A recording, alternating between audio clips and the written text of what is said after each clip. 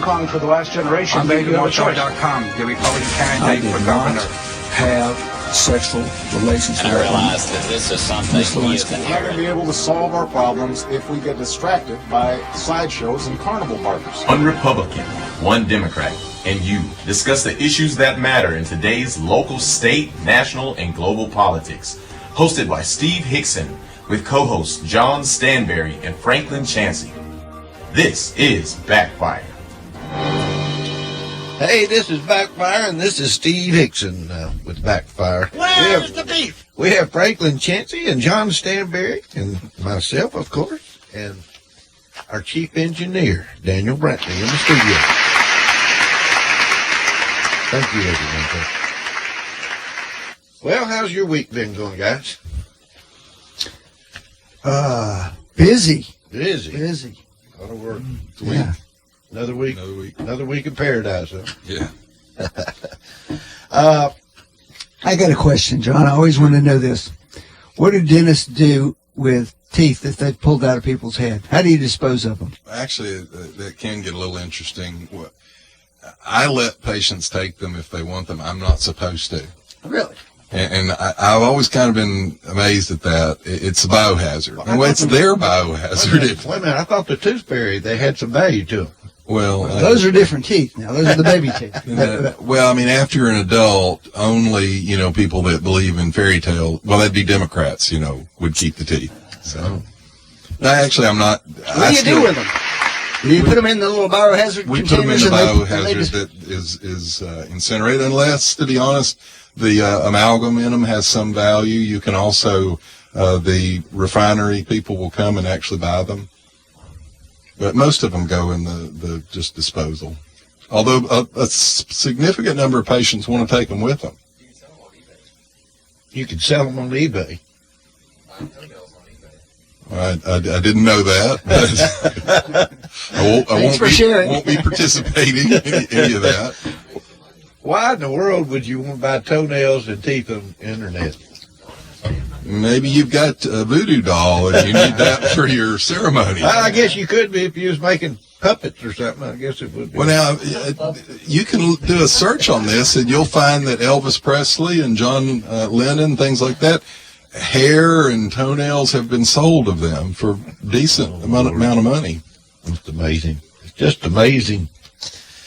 There's something here I came across. It's just kind of caught my attention that a local funeral home is being sued for $300,000 and wrong body in the casket case. Mm-hmm. Did you hear about that one? I had not heard about that. It's evidently, coming out of the Chattanooga paper, but the suit says knowledge of the facts that the wrong body had been displayed all day and the non-family members had been kissing the body goodbye and paying their respects to a stranger dressed in their loved one's clothing, caused plaintiffs great anger, distress, and dismay, and filled them with mortification, anxiety, and distressing uncertainty as to what had been done with the body of the deceased.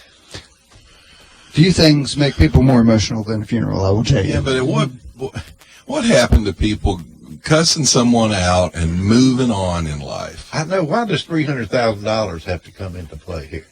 Because we've created a society that monetizes everything. What do you think, Franklin? What's the $300,000 for? It's a number you put in a document to get someone's attention. That doesn't mean that that's what's going to come out of it. What do you think they're going to try to get, a free funeral? I have no idea. No idea. But it is pretty sloppy, you have to admit. No, I don't disagree, and I wouldn't even be upset over a free funeral type thing. That's where you say, look, I contracted with you to provide services. This is unacceptable service, and a good businessman would go, well, what can I do to make this right? $300,000 is not a reasonable request. I can't imagine them kissing the body goodbye and not recognize it. They said they only knew it wasn't their spouse when they opened the bottom of the casket and that the body had legs on it. And their body had diabetes issues and had legs had been removed. No, wait, the family didn't know it until they... That's what it said. Oh, the non-family. Oh, the non-family members had been kissing the body. Well, goodbye. I don't kiss other people goodbye unless I was really close, and then I would hope really close would mean I would recognize whether it was them or not. It's an interesting deal. I mean, I'm sorry that it happened, but everybody wants to put money without around. identifying people, we ought to do the service of pointing out that it was not a Cleveland funeral home that we're talking about. Oh yeah. It was local, but it wasn't Cleveland. Not that local. It was local in, I think, Chattanooga, but Hamilton I'm not County. Hamilton County. Okay. But all that's changing. I read a story years ago about a drive-through funeral home. Mm-hmm. They had bought an old bank, building, and it had the drive-through window, and they propped the body up in the window, and you drove through, and the book went out in the little drawer, the deposit drawer, and you could sign the book and pull on out. Oh Lord! Now you can send something, not even have to go to the funeral home. Just send it through the internet. Just some local tidbits. Whirlpool's ready to raise old plants. That means when they say raise, does that mean get rid of It them? means tear them down. Now, I heard the city was already doing it, and I'll have to say I'm not sure why the city would be doing that. Well, it says here that Whirlpool's getting ready to do it, but That was in the paper yesterday. I'm wondering. Although I think they probably had attempted to find some buyers for the property as is and found that to be lacking. I suspect that the age of some of the buildings will make that difficult because they don't meet modern height standards and so forth. So they may have a more marketable property with the buildings gone than on them. Well, I'm just wondering if there's been a deal made with them to tear these things down, and then the city will buy the properties. I don't know. That didn't come out. Well, is the city, I'm sorry, is the city going into the real estate business? I think they're trying to get into something similar to what Chattanooga's done on the south side down there. I'm sure that'll work well, because isn't there a creek down there that maybe people would want to come raft on, or, riverboat dine on? Well, I think they're going to build a lake down there. Oh, well, I'm sure that'll draw as good as the Tennessee River does for Chattanooga. Well, I will say I've been to the south side of Chattanooga, and they turned those slums down there just into it's amazing. Yeah, but that happened after the river developed, after the downtown developed, and it's an extension of all of that. Well, see, they're talking about how downtown Cleveland's developing, and they just want to add on to it now. We did buy the hotel. Well, of course we bought the hotel because you can always do things like that when it's other people's money. Well, anyway, they're going to take the buildings down, and something's going to happen. Now, there's another company, I think, coming in that specializes in redevelopment of some. Isn't this whole downtown complex, frankly, man, isn't this like 70 acres or something when you add it all up? Building 1 and 2. Probably close to it, I would think. Building 1 and 2 is what they're talking about taking down. Now, is this the Magic Chef properties, or is it the old Hardwick properties? I'm not sure which we're talking It about. says Whirlpool ready to raise. They own both of them, though. So Oh, I'm not sure. So that's either side of Inman Street. I'm not sure. no, it's Well, all isn't part of it on the other side, the old Hardwick stuff, some of it? it's all on the other side of the street. Okay, I thought they had both sides. It's on either side of the railroad tracks, is what you're talking about. Yeah. Building 1 and 2, whichever buildings those are, is where they want to start. I would say, I bet you it's on the west side of the railroad track. And I suspect that's the older buildings. That's close to the parking lot that they're building now, and next to the old Hardwick woolen mill. Mm-hmm. And that's where the lake's supposed to be, I think.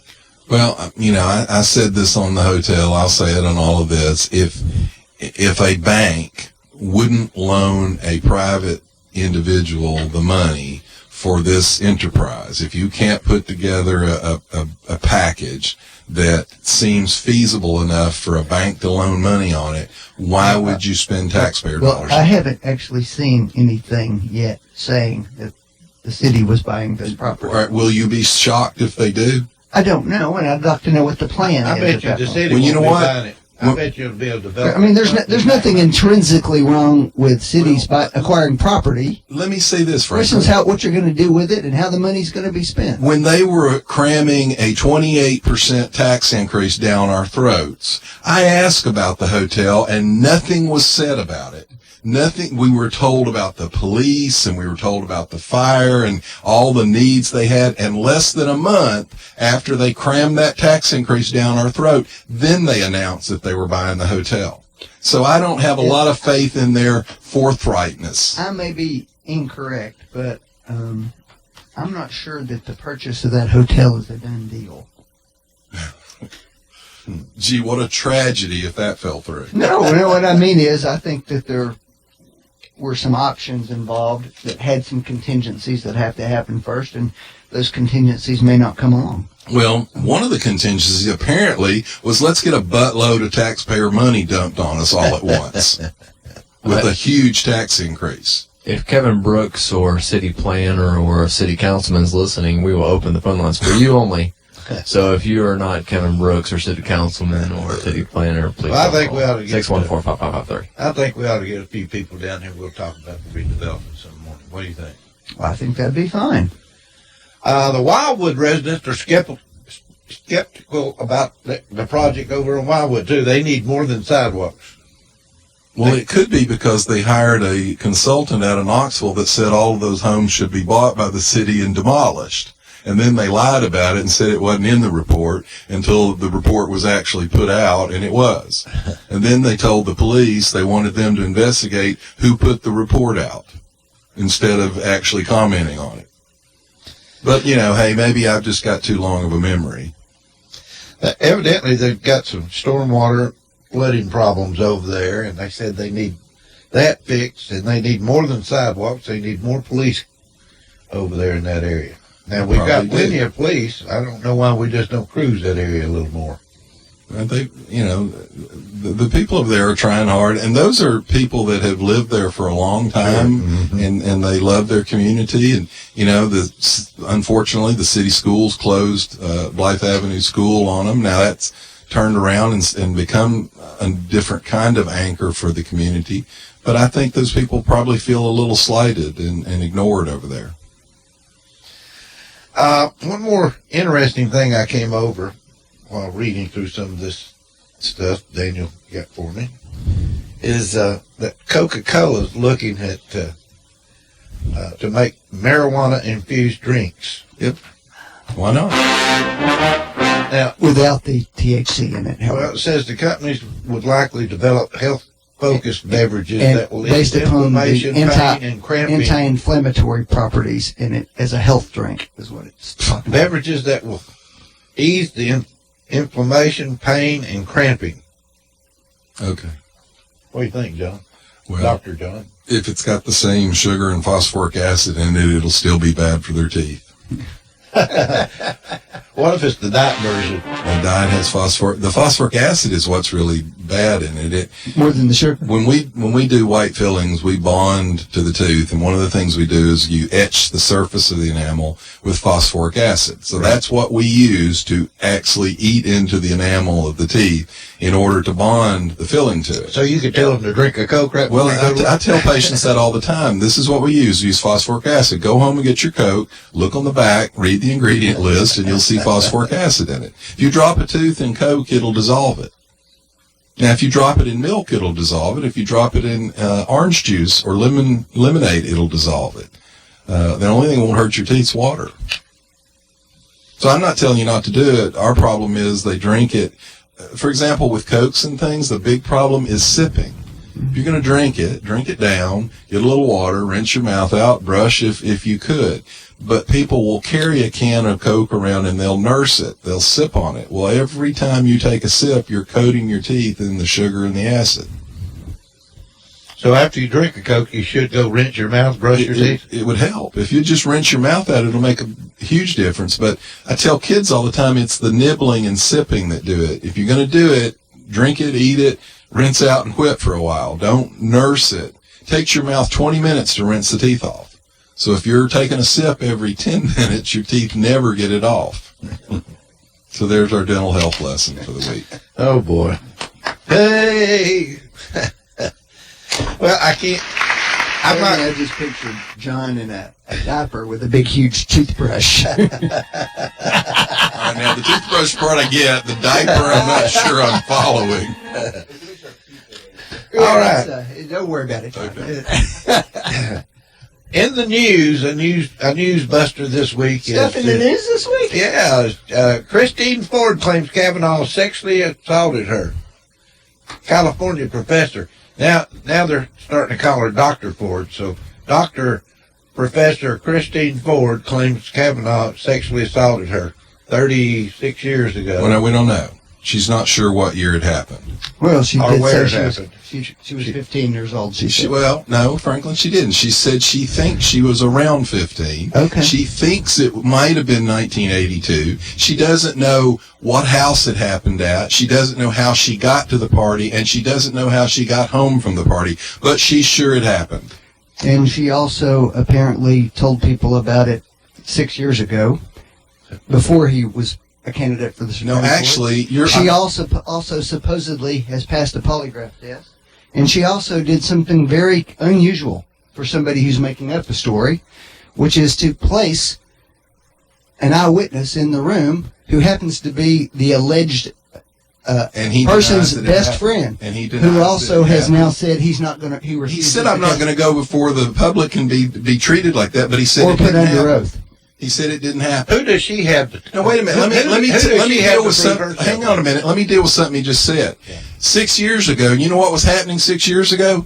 Mitt Romney was running and had listed Kavanaugh as a possible Supreme Court nomination for him. That's what happened 6 years ago. Yeah, sure. So at the time, and she is a liberal activist. She has donated money to Democratic causes. She's signed on to resistance letters. She has participated in resistance protests. I'm not saying that means, you know, what she's saying is not true. A professor in California is pretty weak, too. And Dianne Feinstein, who brought all of this forward, yesterday admitted, I don't know that everything she said is truthful. That's an actual quote from Dianne Feinstein.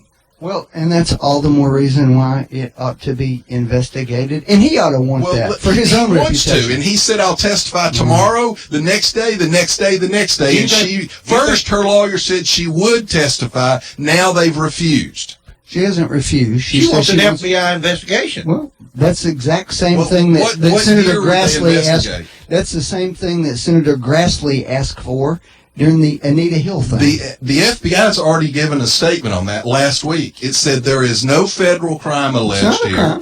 They said that they're the Federal Bureau of Investigation. Mm-hmm. There's no federal statutes involved. And what year The would they FBI investigate, does Franklin? background checks anyway. And they added it to the background information and said, here it is. That's all we do. This is as a Democrat, you ought to be ashamed of this, Franklin. This is a slander on a good man's reputation with no way to disprove it. She can't even say, and here's another interesting thing. What's going on with Keith Elliston, the vice chairman of the Democratic Party right now? I have no idea, John. Well, he's been charged with physical assault and abuse on his ex-girlfriend. Okay. She has got police reports. She's got medical doctor reports of the bruising. She's got witnessing from her son. She has statements from her therapist at the time. And on top of all of that, yesterday she came out and said the DNC has threatened her, intimidated her, and ignored her. Well, my personal opinion is if what you just said is true, he should be prosecuted. He's That's my running view. right now. He's in neck and neck with the Republican to be the Attorney General of the state of Minnesota.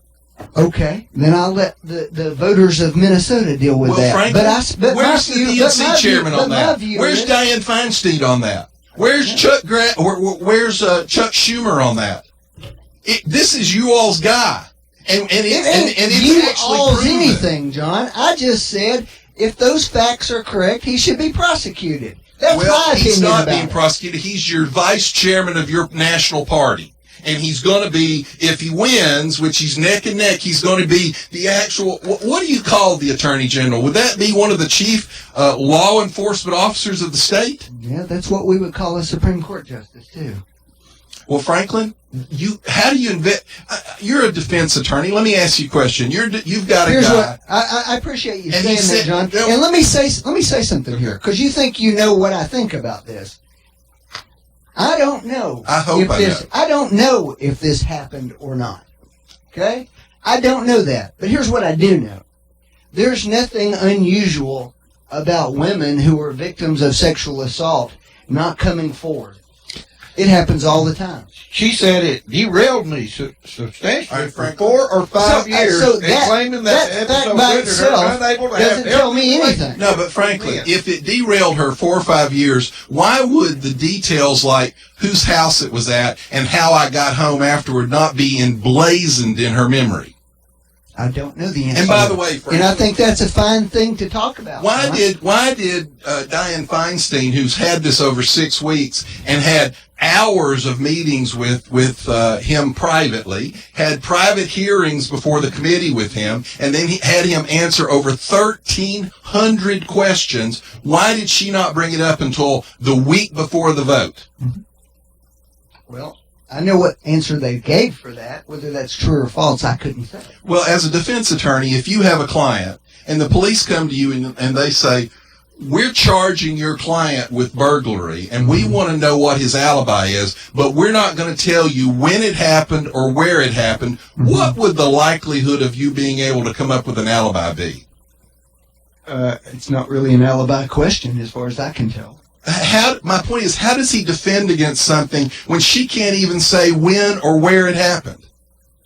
Well, here's what we know for sure. They did, in fact, grow up in the same area.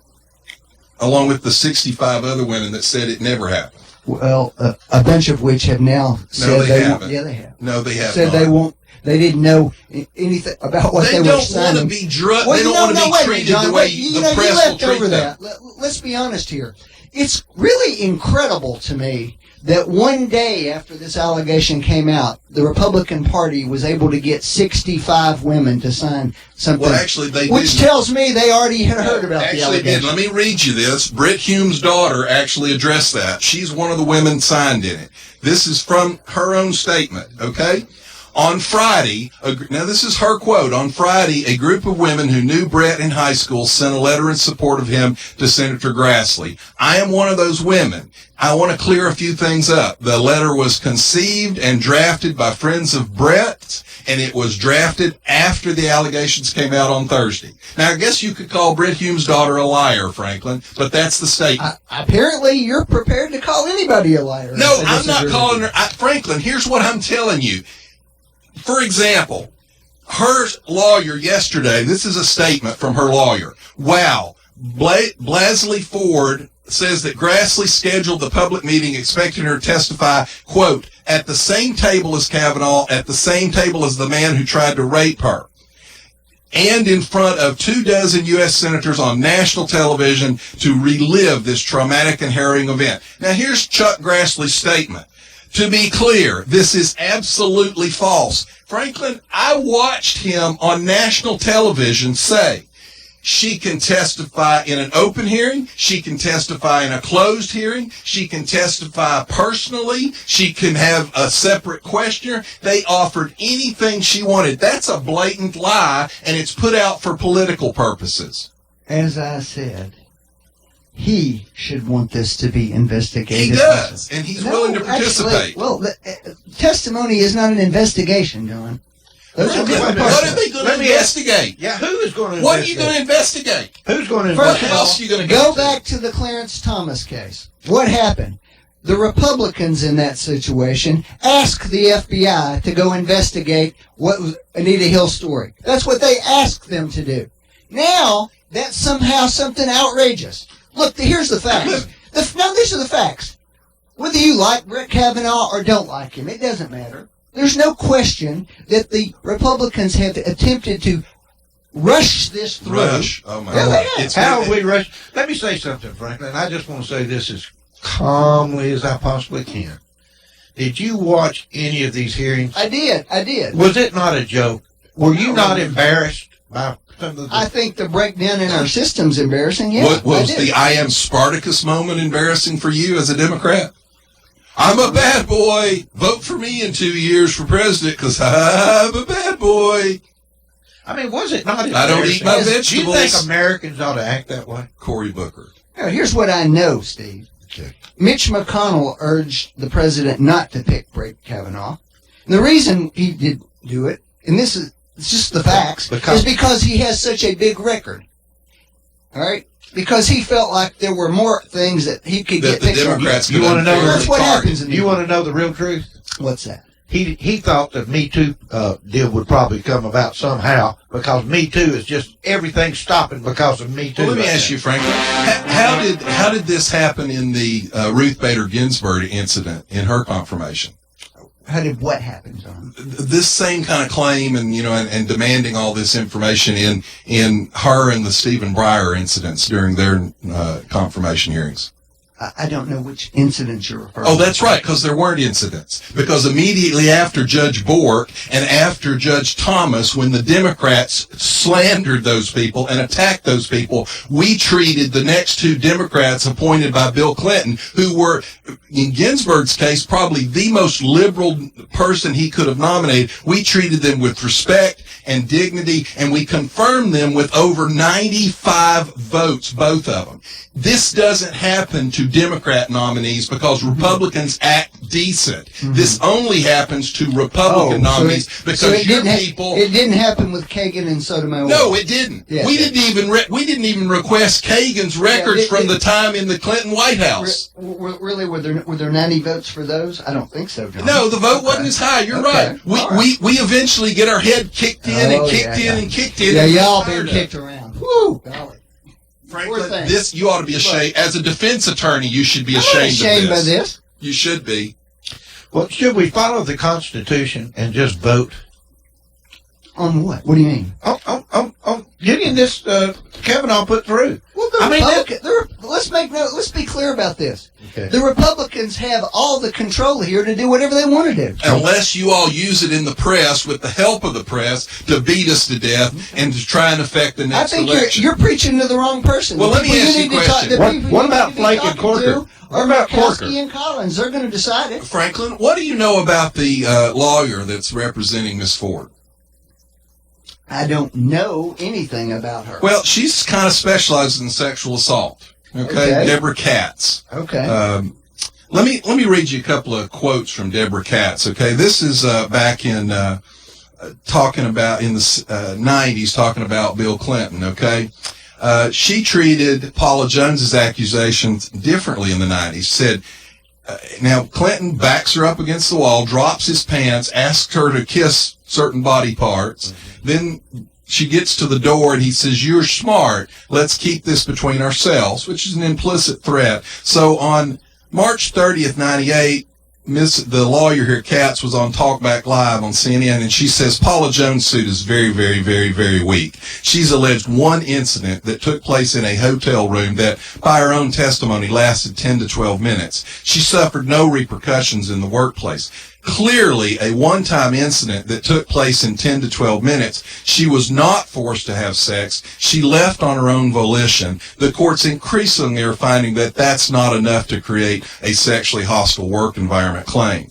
And I would probably tell her that I'm sorry, it's unfair, but you don't have a case. If it's one time, it has to be severe, almost a sexual assault, not just a touching of someone's breasts or buttocks or even forceful kissing. That was her statement on Paula Jones and the Bill Clinton a sexual assault. Okay. Well, now What is your point? Well, this is less than any of that. Really, John? The allegation is less than that? Yes. I threw myself on top of somebody, held them down, and put my hand over their mouth so they couldn't breathe? Is less than that? Oh, come on. Franklin, if this is the standard, every boy, especially boys our age that went through high school, is guilty of sexual assault. What's the song Paradise by the Dashboard Lights about, Franklin? Meatloaf. It's about a guy trying to get to second base. We used to joke about this. Guys try to get to second base, and John, women slap them. I think you have enlightened the problem exactly. Let me ask you. And maybe, just maybe, women don't see it the way teenage boys saw it. Maybe that's the case. Unfortunately, Miss Katz, the attorney, when it was a Democrat press Well, that saw first it of that all, way. was she Matter of representing fact, somebody? Matter of fact, she also saw it that way for Senator Al Franken. Was she representing somebody? This is her quote for Al Franken. Context is relevant. He didn't do this as a member of the U.S. Senate. All right. He did it in his capacity as someone who was Let's talk functioning as about an that, entertainer. John. Let's talk about that, John. What was the response y'all made to Al Franken? He needed to resign. That's what y'all said, period. All right? So why do you have a different standard now when there's an allegation? Because there were multiple allegations and they were proven. They weren't all proven. They were Some of proven. them were. We had photographic evidence of Al Franken. Franklin, let me ask you a quick question. What evidence does this girl have? Do you think this sounds a little fishy? I think it's perfectly fine to say that there are questions that give you concern. I think that's fine. I think if I were Judge Kavanaugh, I would want more investigation to be done to help me show that there are issues like you just pointed out. All right, let me say something. I think I would too if I were him. But let me say one other thing. I wouldn't go through any more of this crap that they put him through already. His children had to be walked out of the hearing room by security to protect him. And guess what? And this lady's gotten death threats. And you know what, Franklin? We now know that George Soros-backed people were literally handing cash out to the protesters as they were being arrested in the hearing room to pay their bail. George Soros was actually funding the protesters. They were coached and told how to get arrested. They were told how to get out of being arrested, and they were given George Soros cash to do it. This is nothing but a shameless attack on the process. I mean, really and truly, can't we have anything where it just goes smoothly anymore? Why does everything that a Republican does, including a president, have to be backed up against the wall and just ridiculed by the Democrats and liberals? Why does that have to happen? We have a hyper-partisan time right now, that's for sure. Miss Ford last week said she wanted to testify. She said, I want to testify before the Senate. And the Democrats demanded that. When the Republicans, Chuck Grassley, said, fine, we'll do it. We'll do it on Monday. Why did they then go, oh, no, now we want an FBI investigation? She changed the goalpost. She asked for this last week, and we gave it to her. She asked for it to be on Monday. She asked for it, Franklin. Okay. Do you say so? Well, let me ask you something. They know that the FBI is not supposed to investigate. They've already said they're not going to. The FBI does investigate judicial All right, nominees. what are they going to investigate, Franklin? I'm sure that there are people they could interview to determine if these people were in some of the same circles. Who? Because she didn't name anybody. She's the one You don't know everything she can say or not say. She hasn't All you're named basing anybody. it on She hasn't- is a couple of small public What statements. house will they go to, I Franklin? don't know the answer Well, to she that. doesn't John. either. Here, I can tell What you year something. will they investigate? It is interesting on Brett Kavanaugh's high school yearbook photo. He lists himself as a member of the 100 Keg Club. Yeah, Franklin. We all did that. We all did stupid stuff like that and thought stuff His was friend funny. who was there has a quote on his that said, like gongs, some women should be banged regularly. And Franklin, That's in his high school yearbook. 1979, It's 80, a 81. different standard then, right? I'm saying everything was different then, Franklin. Okay.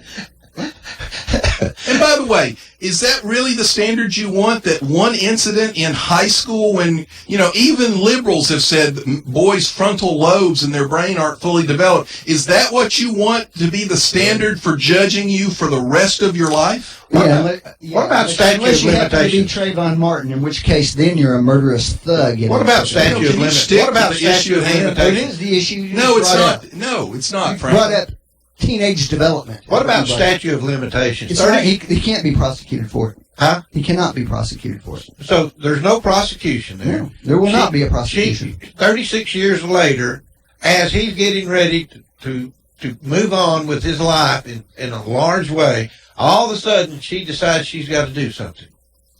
Okay. Does it not sound a little fishy? It could. Let's take a break. You're listening to Backfire with Steve Hickson. We'll be right back after this. You are listening to WOOP-LP, Cleveland, Tennessee. WOOP FM is a broadcasting service of the Traditional Music Resource Center, and we play America's original music. If you need a little green, lending frog is making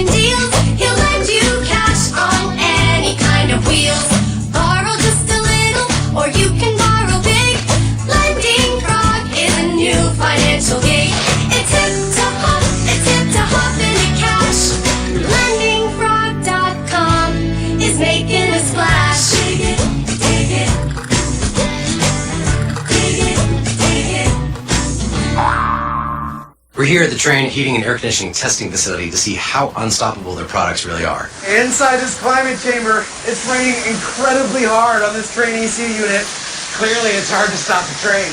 Ready for a heating and air unit that's been tested in the harshest environments possible? Stop thinking about the other guys and get a Trane. Call Mechanical Systems today to get your home on the road to comfort. 336-5739. Trane, the most reliable heating and cooling brand. Another SOS, and you're stressing, and that's the time to check in. I check into cash.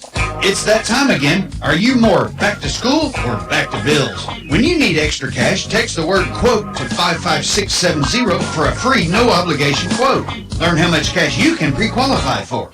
That's quote to 55670. Get pre-qualified today.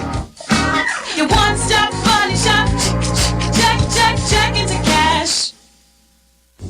Attention, Cleveland area creditors. Are you tired of dealing with debtors that owe you money? I'm Jeff Renfro, and I've owned and operated Financial Recovery, a debt recovery specialist here in my hometown of Cleveland for 18 years. We're a licensed and bonded Tennessee collection agency working for a wide variety of creditors, from commercial, manufacturing, physicians, dentists, attorneys, small business owners, to individuals. Look, any kind of business dealing with billing, charge accounts, or even return checks. I know your past due accounts are not a top priority for you, but they would be to me. Let me try to make it easy for you to make a change in the way you've been handling your accounts. There's no contract and no cost to you in most cases, as our fee of only 30% can be added to the balance owed to you. So, whether you have hundreds of accounts monthly and need help with your billing and collection, or you're just an individual and somebody owes you money, let me help you. Give me a call at 400-5376 and I'll come by and see you. That's 400-5376. Financial Recovery, a licensed and bonded collection agency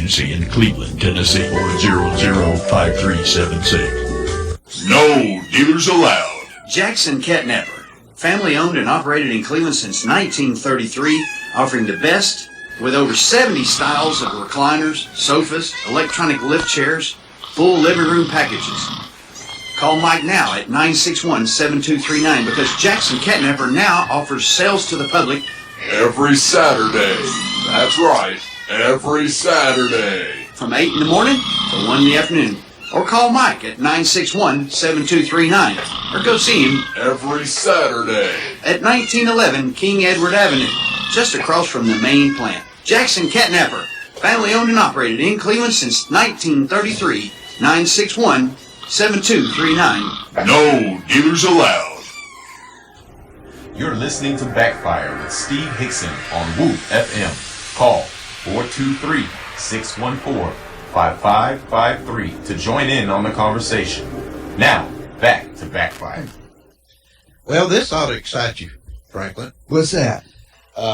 Poland's going to give $2 billion to have a fort built in Poland, a United States fort. They want a permanent military A presence. permanent military fort from America, and they want to call it Fort Trump. Well, that's pretty smart politics on their part, I have to admit. They want. But given that the president's wanting to pull out of all these places we have forts, I don't know if we'll be doing that or Well, not. they want to blunt Russian aggression. But now, Franklin, that's not entirely true either. He actually authorized the installation of the missile defense system that Obama canceled. Yes, in but there's Poland. been all kinds of reporting about him wanting literally to pull out of Korea. Well, he campaigned on the fact that he doesn't want our soldiers all around the world. I don't necessarily agree with him completely on that issue, but he campaigned on that, Franklin, and he got elected on that. And that's actually across party lines. There are just as many Democrats that don't want our men and women scattered all over the world as Republicans. And libertarians. In many of those cases, both those groups would be wrong. But what do you think about it? I love it. Fort Trump. I think that's incredibly smart politics. Apparently, the Polish president pitched it that way. He pitched it, and then he went, and you could name it Fort Trump. I think there's very few things that would guarantee success more than that. But before we go too far down that line, you can't go a mile in West Virginia and not run across something named after Robert Byrd. A bridge, a building, a street, a lamp post. Robert Byrd III? Yeah, the former Grand Wizard of the Ku Klux Klan and the Lion of the Democrat Party. Oh, Lord.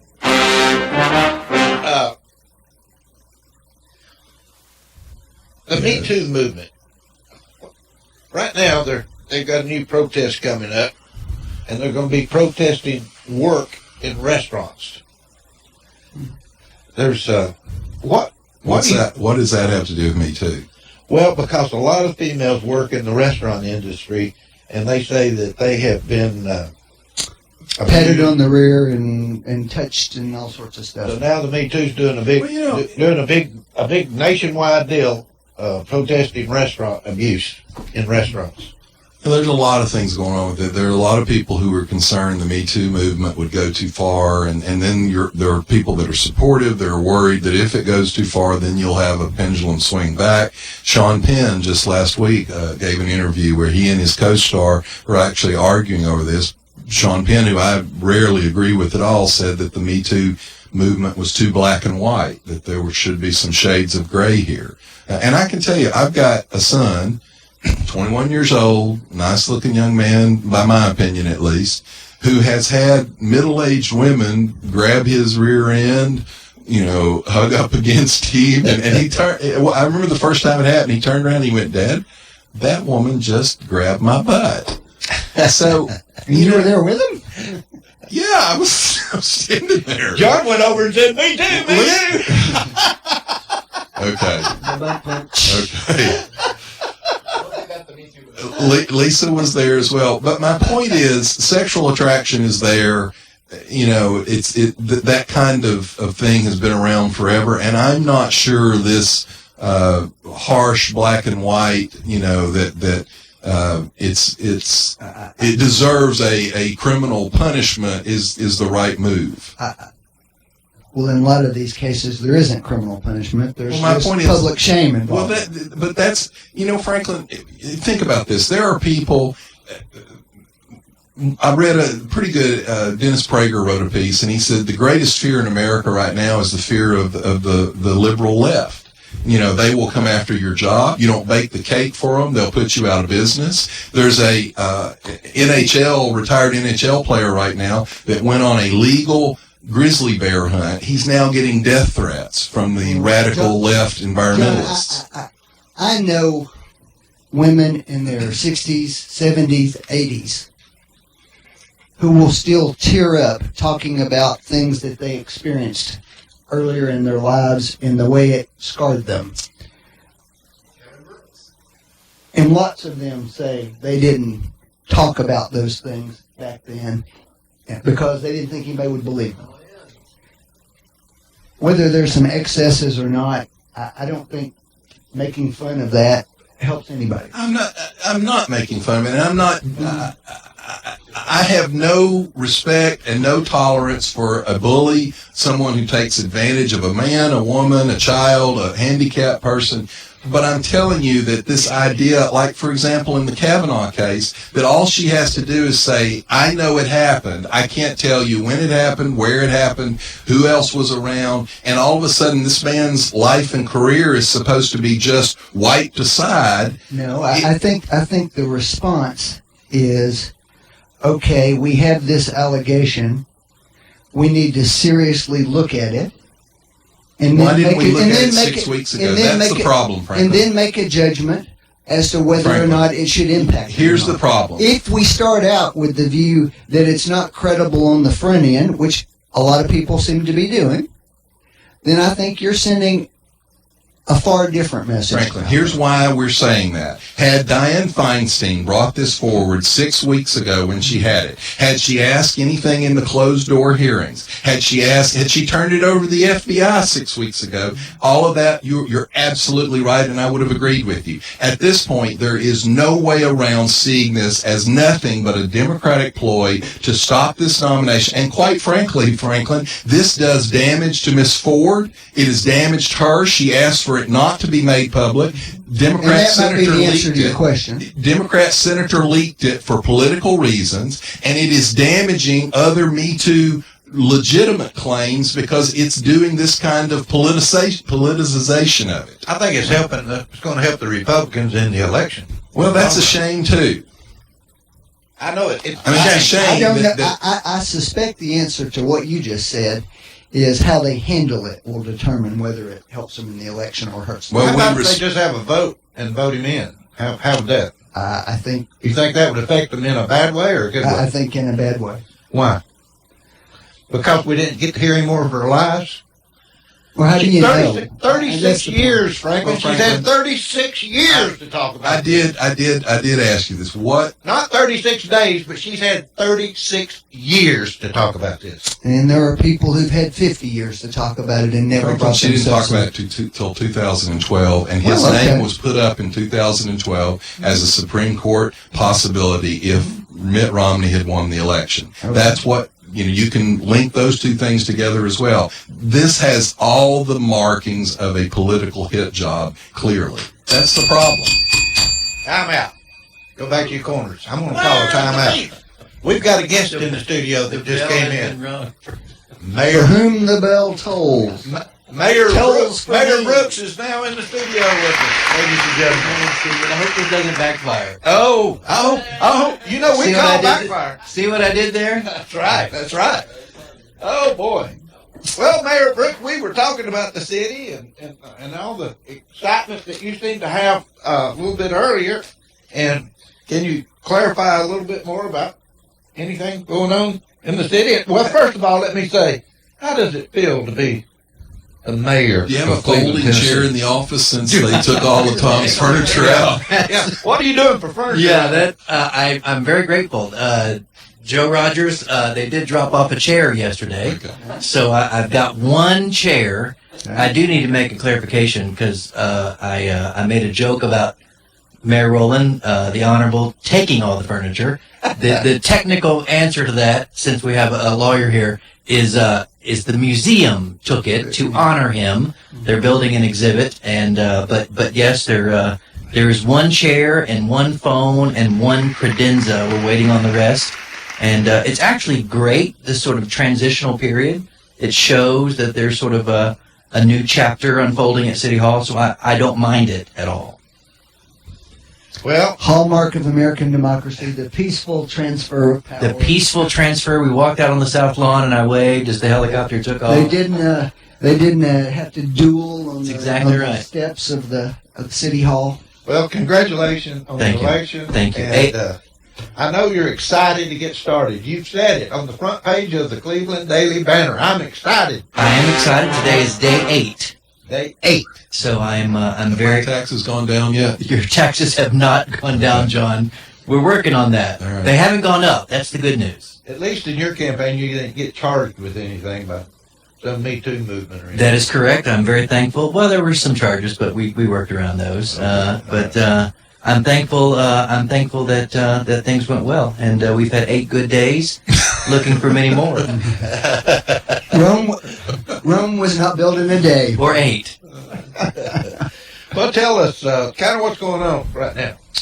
You know, I'm very fortunate that that the team has set up visitations for the roll calls. I have visited Alpha, Bravo, Charlie, Delta, Echo, Foxtrot, all 6 roll calls of CPD.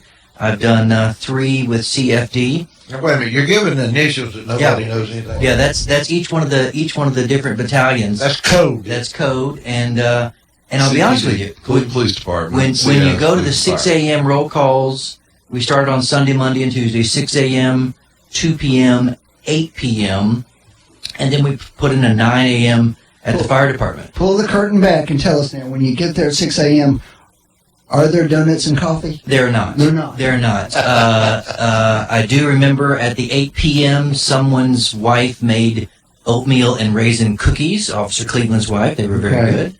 But I'll be honest with you, when you start seeing the same police officers and firefighters after that first 6 a.m. roll call, and then you see them again at the third day 6 a.m. roll call, and you realize the 24/7, 365 dedication that these men and women have to protect our city, to keep us safe, to be the first responders when we need them. My respect was already very high. It's tripled in the last 72 hours of being there, shaking their hands, thanking them, introducing myself, and it's been a great 3 days. Why do you think some of the residents on Wildwood think they need more police protection? Is it that bad? Well, I'll be honest with you, and we had a great meeting at Blythe Bower the other night, the improvement project meeting, and a room full of people, and it was great to see the neighbors from the Wildwood Avenue area. That was our driveway. Kim and I are from Marietta, Georgia, and we came up Dalton Pike every weekend back to Cleveland after visiting our family, and we watched that side of town, sort of people moving their businesses out of. The owner of Kentucky Fried Chicken was there, and some of the other businesses. Moving the IGA Wildwood grocery store came up in conversation. And those businesses have left that area, and we do need to find some alternatives to get some business back over there to City Fields. Dustin Tomney and Jake Stum are doing great work rejuvenating the residential components of Blythe and Oldfield. What we've got to do is figure out the business components, and whether that's 501c3s or expansions of other services, we've just got to figure that out. So what's going on with the business district downtown?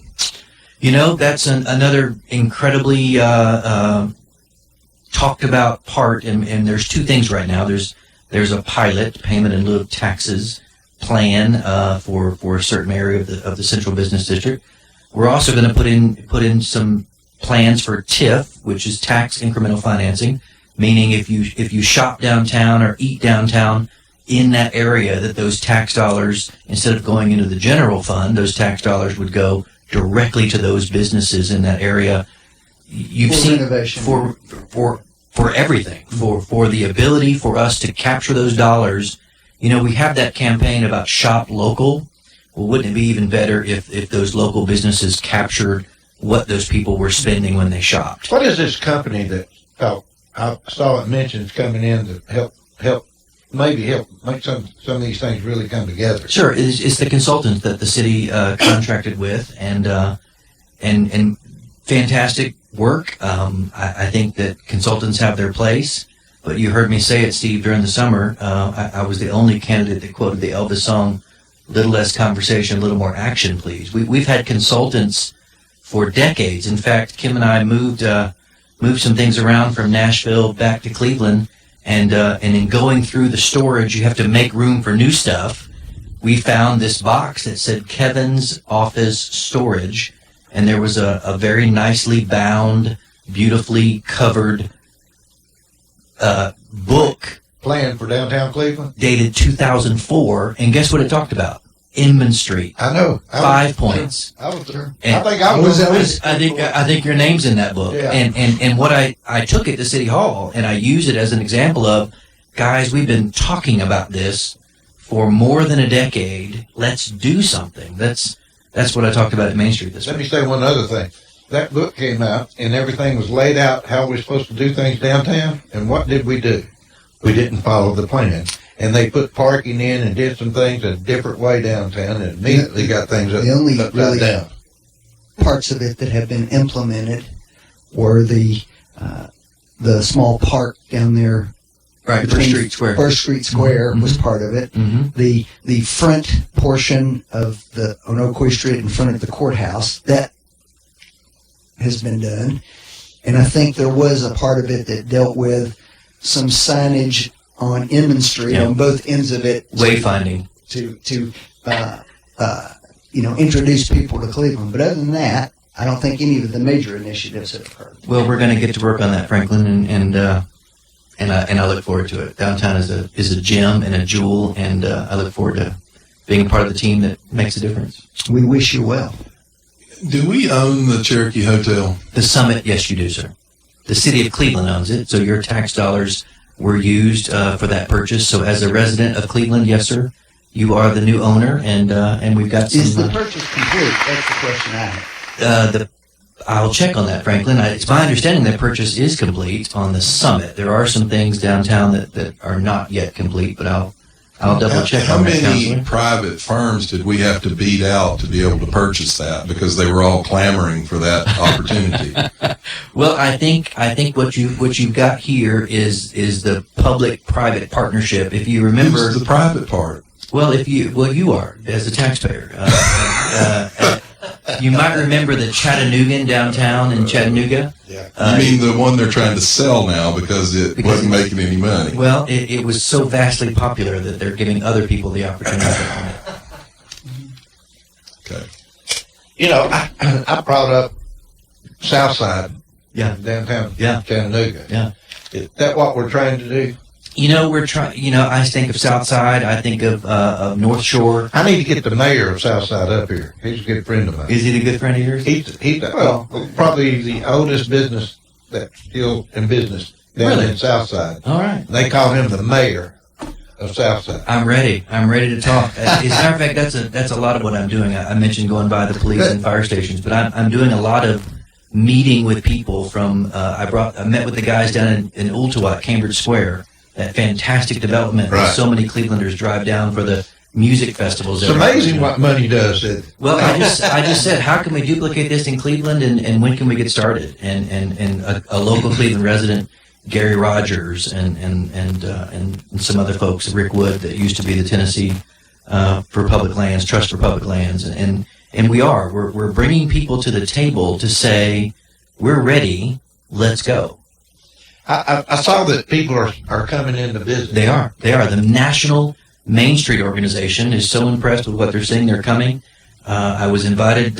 Folks from Chattanooga want to come see City Fields and the residential corporation that the nonprofit that they've developed, and that plan of the homes, not just homes, but businesses. Cameron's is getting a facelift, and some other businesses over there in the Inman area, and people are wanting to see how we're doing it. Hey, where is building 1 and 2 that's getting ready to do the raise? We were a little bit confused which building. It's Plant 1 and Plant 2. It's on the west side of the railroad track? That's correct. That's correct. Was the Hardwick Stove building? That's correct. It's the original older buildings, and to be quite honest with you, there's so much of that area that is still under planning and consideration, but we can't do anything in the opinion of people that I'm talking to until those buildings start coming Who's down. paying to tear them down? The city or it will be a Whirlpool. Whirlpool is going to. So the city is not paying. That is taxpayer correct. dollars are not going to tear those down. The city doesn't own those buildings. We cannot tear them down.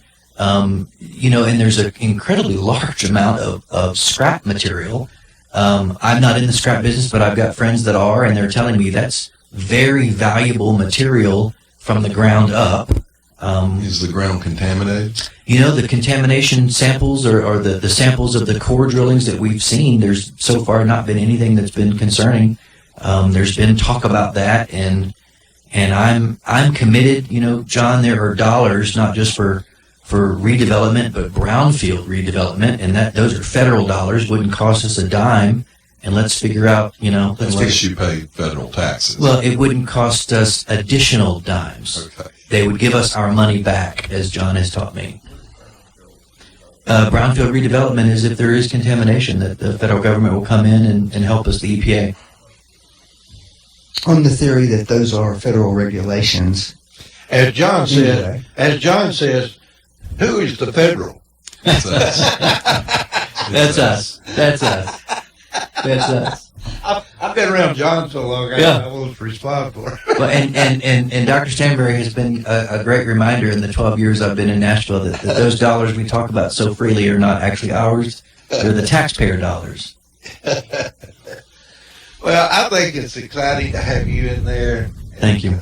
We need to get you and Mayor Rowland both down here on the air with us. We did that for the first time this weekend. We had 2 breakfasts. We had the retired police officers FOP breakfast at Golden Corral, and then we left and went to the Civil Air Patrol pancake breakfast and fly-in at the regional jetport. And it was interesting. It was the first time we've appeared together in this setting, and they called us Mayor 1 and Mayor 2. We're going to get shirts made, I think, for the block party. They're great duos, Simon and Garfunkel. Simon and Garfunkel. Sonny and Cher. Brooks and Roland. That's exactly right. Roland and Brooks.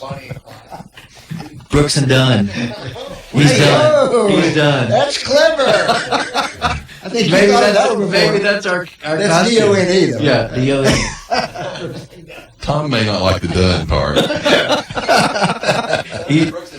He's not ever going to be done, and I'm thrilled to be able to call him. I think we've talked a couple of times this week already, and it's only Wednesday. Are you going to wear a glove for the scissors on the ribbon cuttings, or are you going to develop the callus like Tom, I'm sure, did? No, I'm not going to wear a glove. I gave those up in the 80s, and I.